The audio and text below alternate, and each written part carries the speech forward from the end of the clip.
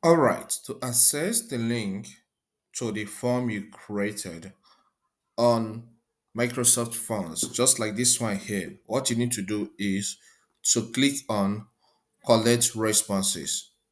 All right, once you click there, this is the original link. So if you click on this, it will be copied.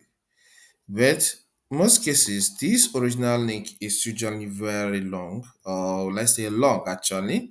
Okay, and for you to shorten it, click on this shorten URL and click on copy.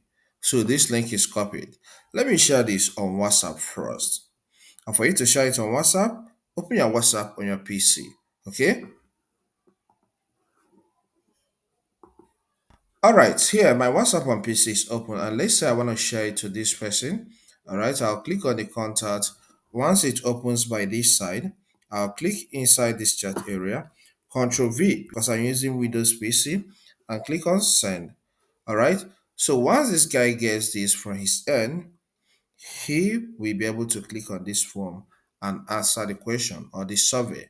Okay, so I'm back here. Let's say I want to share it to somebody's email even though I have already copied it. Okay, then I can type the email address here. So let's say I want to send this to contact Godwin Tech.